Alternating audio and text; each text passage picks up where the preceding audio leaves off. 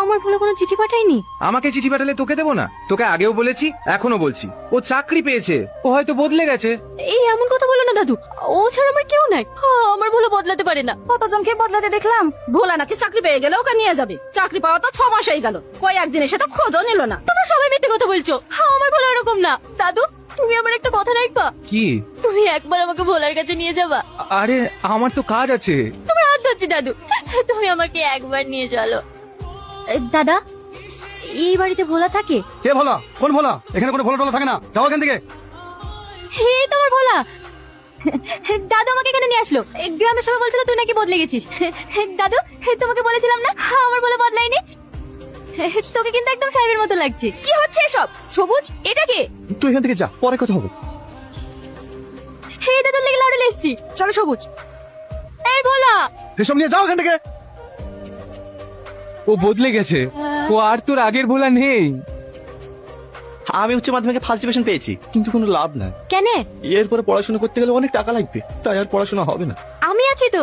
দেখ, আমার তো পড়াশোনা মাথায় ঢোকে না, কিন্তু আমি তোকে পড়াবো। তুই অত টাকা পাবি কোথায়? বিড়ি বাঁধবো, ছাগল পুষবো, সব কাজ করবো, কিন্তু আমি তোকে অফিসার বানাবো। মন খারাপ কেন? কি ভাবছো? কিছু না ওই গাইয়া মেয়েটার কথা ভাবছো? ম্যাডাম, আপনাকে একটা কথা বলতে পারিনি। আমি ওকে ভালোবাসি। আমাদের অনেক ছোট থেকে বিয়ে ঠিক হয়ে আছে। ওকে ওখানে এভাবে অপমান করাটা ঠিক হয়নি। এসব তুমি কি বলছো? তুমি একটা শিক্ষিত স্মার্ট ছেলে, ও তোমার সঙ্গে কোন দিক দিয়ে যায়? দেখুন ম্যাডাম, আজ আমি যা কিছু হয়েছি সবই ওর জন্য। আমার মুডটাই নষ্ট করে দিলে। দেখো সবুজ, তোমাকে একটা কথা বলার জন্য আমরা এখানে এসেছি। যেদিন আমি তোমাকে প্রথম দেখেছি, আমার অতীত বলে সেদিন থেকে আমি তোমার প্রেমে পড়ে গেছি। তোমার চলাফেরা, তোমার কথা বলা, তোমার ব্যবহার সবকিছু আমাকে মুগ্ধ করেছে। তোমার বিষয়ে আমি ড্যাডির সঙ্গে কথা বলেছি। এ কি বলছেন ম্যাডাম? আমি আপনার বিষয়ে এসব কিছু ভাবি না। আর তাছাড়া আমি রূপাকে ভালোবাসি, ওকে আমি ঠকাতে পারবো না। তুমি পাগল হয়ে গেছো? ওকে বিয়ে করলে তুমি কি পাবে? আর তুমি আমাকে বিয়ে করলে কোটি কোটি টাকা, বাড়ি, গাড়ি সব পাবে। তোমার লাইফটাই চেঞ্জ হয়ে যাবে। সরি ম্যাডাম, আমি অল্পতেই খুশি থাকতে চাই। জানেন ম্যাডাম, স্বপ্ন দেখার সবার অধিকার আছে, কিন্তু স্বপ্ন দেখতে গেলে ওয়াকাত লাগে, আর আমি অকাদের বাইরে স্বপ্ন দেখতে চাই।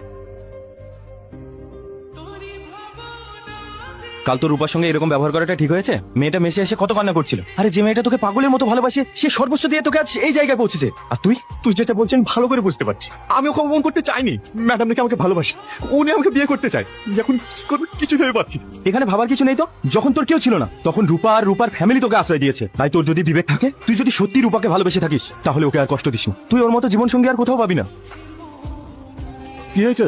শরীর খারাপ? ড্যাডি, আমি তোর কাছে এতদিন কিচ্ছু চাইনি, কিন্তু আমি মনের অজান্তেই সবুজকে অনেক ভালোবেসে ফেলেছি। ওকে ছাড়া আমি বাঁচবো না ড্যাডি, ওকে ছাড়া আমি বাঁচবো না। এতে সমস্যার কি আছে? আমি সবুজের সঙ্গে কথা বলছি। না ড্যাডি, ও অন্য একজনকে ভালোবাসে, তাকে বিয়ে করবো বলছে। তুমি যা করে হোক সবুজকে আবার করে দাও, না হলে তোমার মেয়ে শেষ হয়ে যাবে ড্যাডি, তোমার মেয়ে শেষ হয়ে যাবে। কিছু বলবে? আমি আর এই কোম্পানিতে কাজ করতে চাই না। আমি রিজাইন দিয়ে এখান থেকে চলে যাব। কেন? তোমাকে কেউ কিছু বলেছে?